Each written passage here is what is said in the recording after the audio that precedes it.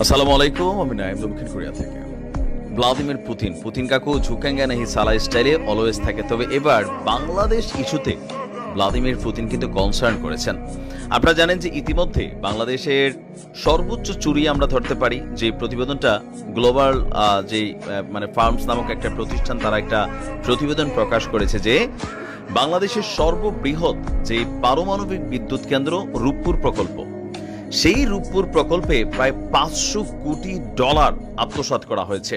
আমিও নিউজটা করেছি সেখানে কিভাবে সজীবজের জয় এবং টিউলিপের মধ্যস্থতায় কিভাবে টাকা পয়সা মালয়েশিয়া থেকে পাচার হয়েছে এটুজের তারা কিন্তু একটা ফিরিস্তি দিয়েছে। যারা আমার আগের ভিডিওটা দেখেন নাই দেখে নেবেন। এখন এই প্রতিবেদনটা যেহেতু একটা প্রাইভেট ফার্মের প্রতিবেদন, তো সেই প্রতিবেদনটাকে কাউন্টার করে বসছে কে? রাশিয়া। সেখানে দেখানো হয়েছে যে এই প্রতিষ্ঠানটা যেটা আছে আপনার রাশিয়ার রাষ্ট্রীয় পারমাণবিক সংস্থা রোসাটেম, তাদেরকে এখানে অভিযুক্ত করা হয়েছে যে তারা এই $500 কোটি অনৈতিকভাবে লেনদেন করেছে শেখ পরিবারের সাথে, যেটা দিয়া এখানে কাজ করার সুবিধা হয়েছে। এখন এই বিপুল পরিমাণ টাকা আত্মসাতের সাহায্যকারী হিসাবে যেহেতু রাশিয়ার রাষ্ট্রীয় মানে পুতিনেরই প্রতিষ্ঠান, যেহেতু তিনি দেশের প্রেসিডেন্ট, রোসাটেমের নাম উঠে এসেছে, সেই ঘটনায় রিঅ্যাকশন দিয়েছে রাশিয়া। প্রতিষ্ঠানটি বলছে মানে রাশিয়ার সরকার বলছে টাকা আত্মসাতের এই ঘটনাটি আপনার মানে কি বলা যায়, এটা কাল্পনিক অথবা গুজব।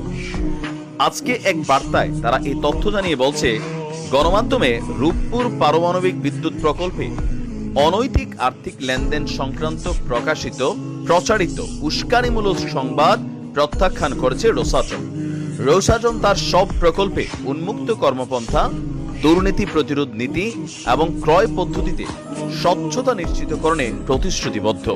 ব্যবসা প্রক্রিয়ায় উন্মুক্ততা বাহ্যিক নিরীক্ষার মাধ্যমে নিয়মিতভাবে নিশ্চিত করা হয়ে থাকে। রোসাটম তার নিজস্ব সুনাম এবং স্বার্থ রক্ষায় আদালতের শরণাপন্ন হতেও প্রস্তুত। আমরা গণমাধ্যমে প্রচারিত অসত্য তথ্যগুলোর রূপপুর পারমাণবিক বিদ্যুৎ প্রকল্পটিকে কলঙ্কিত করার একটি প্রয়াস হিসাবেই বিবেচনা করছি। এই প্রকল্পটি বাংলাদেশের জনগণের বিদ্যুৎ ঘাটতির সমস্যার সমাধান এবং জনগণের কল্যাণের স্বার্থে বাস্তবায়িত হচ্ছে। মানে তারা বলছে যে বিষয়টা নিয়ে তারা আদালতে যাবে।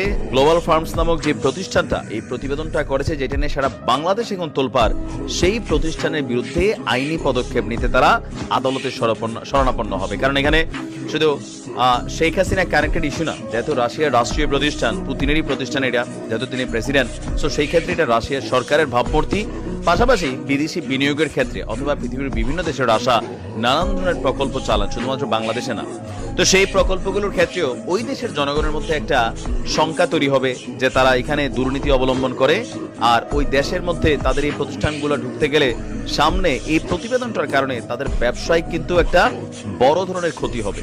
সেইটার ইমেজ রক্ষার্থে হোক, রাষ্ট্রের ইমেজ রক্ষার্থে হোক, রাশিয়া তাদের জায়গা থেকে শক্ত অবস্থান প্রকাশ করছে। তবে ডক্টর ইউনূসের সরকারের সাথে রাশিয়ার সম্পর্কটা কেমন? ভারতের মতন কি ধরেন সাবেক প্রধানমন্ত্রী শেখ হাসিনাকে ভারত যেভাবে সাপোর্ট করছে বা আশ্রয় দিয়ে রেখেছে মানে কূটনৈতিক সিদ্ধান্তগুলোর বাহিরে গিয়েও, তো রাশিয়া আসলে বাংলাদেশের সাথে এই মুহূর্তে সম্পর্কটা কেমন, এই ব্যাপারে কিন্তু রাশিয়ার বক্তব্য আলাদা। পুতিনের সরকারের বক্তব্য বাংলাদেশের ভেতরে যা ঘটছে সেটা তাদের রাষ্ট্রীয় ইস্যু, দেশের জনগণের ইস্যু, এই ব্যাপারে রাশিয়ার কোনো কনসার্ন নেই। আর অন্তর্বর্তীকালীন সরকারের প্রধান হিসেবে ডক্টর ইউনূস দায়িত্ব নেওয়ার পর রাশিয়া কিন্তু তাকে কংগ্রেচুলেশন জানিয়েছে। পাশাপাশি অন্তর্বর্তীকালীন সরকারের সাথে তারা আগের সিস্টেমে তাদের যে চলমান কাজগুলো আছে সেই কাজগুলোকে বা কূটনৈতিক সম্পর্ককে তারা সামনের দিকে এগিয়ে নিয়ে যেতে চায়। কারণ 1971 থেকে রাশিয়া বাংলাদেশের পাশে ছিল, পাশে থাকবে। সরকারের পালাবদল হবে, ক্ষমতায় একজন আসবে যাবে, বাট রাশিয়ার সম্পর্ক হচ্ছে বাংলাদেশ রাষ্ট্রের যিনি সরকারে যখন যে থাকবে তাদের সাথেই সম্পর্ক।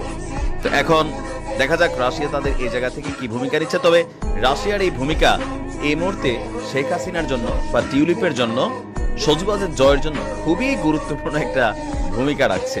সোজা কথায় এটা আমরা ধরতে পারি, নিজের ইমেজ রক্ষার্থে হোক, রাষ্ট্রের ইমেজ রক্ষার্থে হোক, তারা কিন্তু শেখ হাসিনার পাশেই দাঁড়াচ্ছে অলিখিতভাবে। এটা কারণ দুর্নীতির এত বড় গল্পে পুরো বাংলাদেশ অবাক, আমি নিজেও অবাক। এগুলো ভাবা যায় না, এগুলো মানারও সুযোগ নেই। তবে এখন এটা আইনি একটা পদক্ষেপের দিকে যাচ্ছে, সময় বলে দেবে। ভালো থাকুন, আসসালাম।